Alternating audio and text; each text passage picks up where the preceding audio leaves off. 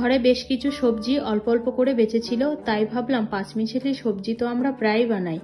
বাজার থেকে অল্প একটু পনির আনিয়ে সেই বেঁচে থাকা সবজিগুলো দিয়ে বানিয়ে ফেললাম নতুন একটা রেসিপি। নমস্কার বন্ধুরা, ভাই বোনের হেসেল ঘরে সবাইকে স্বাগত। আজ আমি বানাবো পনির সবজি। ভিডিওটিকেও স্কিপ করবেন না, পুরো ভিডিওটি দেখার জন্য অনুরোধ রইল। পনির সবজি বানানোর জন্য আমি এখানে নিয়েছি কিছুটা সবজি, শিম, ফুলকপি, গাজর, আলু, মটরশুঁটি। এখানে চাইলে আপনারা আরো সবজি অ্যাড করতে পারেন। আর নিয়েছি 150 গ্রাম পনির। পনিরগুলোকে আমি চৌকো চৌকো করে কেটে নিয়েছি। পনির সবজি বানানোর জন্য আমি একটা মশলা তৈরি করব।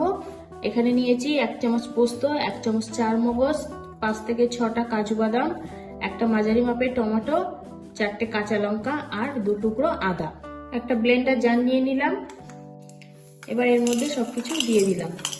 চারমগজ, পোস্ত আর কাজু বাদাম এগুলোকে আমি প্রথমে গুঁড়ো করে নেব।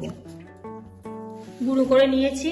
এবার আমি এর মধ্যে দিয়ে দেব 4টে কাঁচা লঙ্কা, আদার টুকরোটাকে স্লাইস করে কেটে নিয়েছি, টমেটো কুচি, সামান্য একটু জল দিয়ে দিলাম। একটা মিহি পেস্ট বানিয়ে নেব। পেস্টটা পুরোপুরি রেডি হয়ে গেছে। এবার আমি রান্নাটা শুরু করব। প্রথমে আমি পনিরগুলো ভেজে নেব। তার জন্য কড়াইতে আমি 2 চামচ সরষের তেল দিয়ে দিলাম। তেলটা বেশ গরম হয়ে গেছে। এখন আমি দিয়ে দেবো এর মধ্যে পনিরের টুকরোগুলো।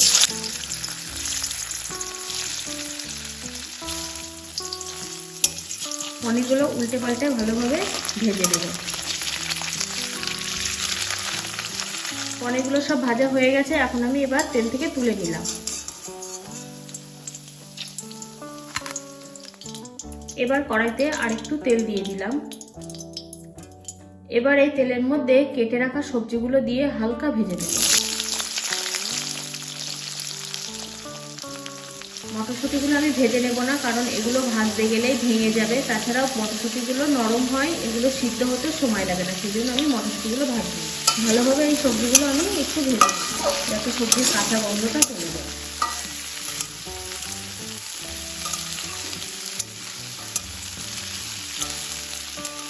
সবজিগুলো 3 থেকে 4 মিনিট আমি ভেজে নিয়েছি। এখন আমি এগুলো তেল থেকে তুলে দিলাম। এবার কড়াইতে যে তেলটা আছে সেই তেলের মধ্যে আমি দিয়ে দিলাম 2টো শুকনো লঙ্কা ফোড়ন, 1/2 চামচ গোটা জিরে। ভালো করে একটু ফোড়নটা তেলের সাথে নাড়াচাড়া করে নেব। আর দিয়ে দিলাম সামান্য একটু হিং। সবকিছু তেলের সাথে ভালোভাবে একটু নেড়ে ছেড়ে নেব। ফোড়নটা তেলের সাথে ভালোভাবে একটু নাড়াচাড়া করে নিয়েছি। এবার এর মধ্যে দিয়ে দেবো সেই মশলার পেস্ট। মশলাটা ভালোভাবে তেলের সাথে কষিয়ে নেব।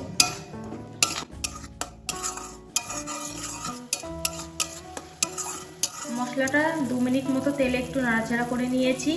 এবার আমি এর মধ্যে কিছু গুঁড়ো মশলা দিয়ে দেবো। প্রথমে দিলাম 1/2 চামচ হলুদ গুঁড়ো, 1/4 চামচ জিরে গুঁড়ো, 1/4 চামচ গোলমরিচ গুঁড়ো আর দিয়ে দিলাম 1/2 চামচ লবণ। আমি এখানে সবজির পরিমাণ হিসেব করে লবণটা দিয়েছি। ভালোভাবে মশলাটা তেলের সাথে কষিয়ে নিব।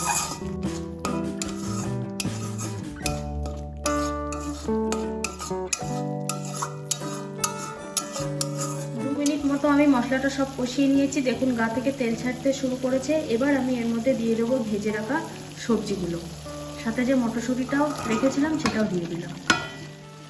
সব কিছুই ভালোভাবে এবার কষিয়ে নেব। সবজিটা মশলার সাথে 3 মিনিট মতো কষিয়ে নিয়েছি। এখন আমি এর মধ্যে দিয়ে দেবো 1 কাপ, বড় কাপের 1 কাপ জল।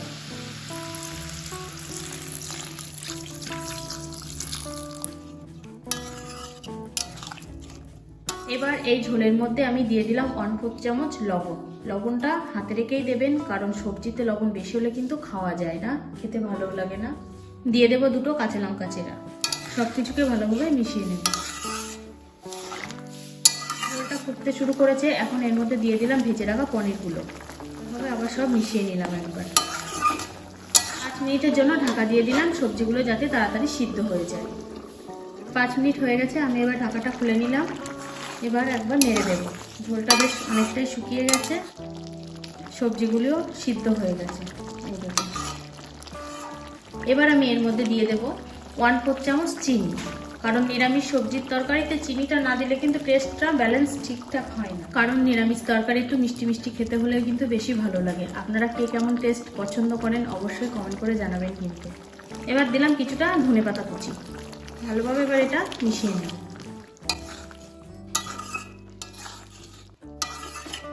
আমি লবণটা তখন একটু কমই রেখেছিলাম, টেস্ট করে দেখলাম যে একটু লবণ কম আছে, সেই জন্য আমি সামান্য একটু লবণ দিয়ে দিলাম।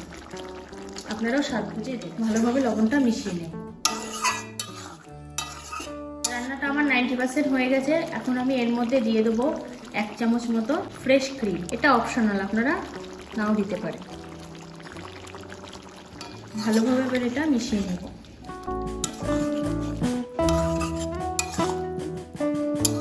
যারা সবজি খেতে ভালো না বাসেন তাদেরকে বলছি অবশ্যই এইভাবে একবার হলেও ট্রাই করে দেখবেন। অসম্ভব সুন্দর লাগে খেতে। খুব কম সময়ে কম উপকরণের মধ্যেই হয়ে যায় রান্নাটা, খেতে কিন্তু সত্যিই অসাধারণ লাগে। যাক, এদিকে আমার রান্নাটা পুরো কমপ্লিট হয়ে গেছে, গ্রেভিটা পুরো মাখো মাখো হয়ে গেছে। আমি এবার এটা নামিয়ে নেব।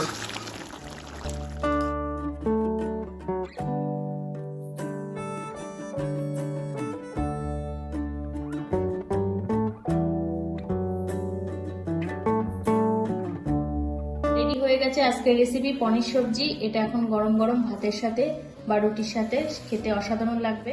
আপনারাও বাড়িতে এইভাবে ট্রাই করবেন এবং কেমন হলো অবশ্যই কমেন্ট করে জানাবেন। কিন্তু আজকের রেসিপিটা তাহলে এই পর্যন্ত। যে সকল নতুন বন্ধু আমার ইউটিউব চ্যানেল থেকে দেখছেন তারা অবশ্যই চ্যানেলটিকে সাবস্ক্রাইব করে দেবেন, আর যে সকল বন্ধুরা ফেসবুক থেকে দেখছেন তারা অবশ্যই ফেসবুক পেজটিকে ফলো করে দেবেন। আজ তাহলে এই পর্যন্ত, দেখা হচ্ছে পরের কোনো নতুন রেসিপিতে।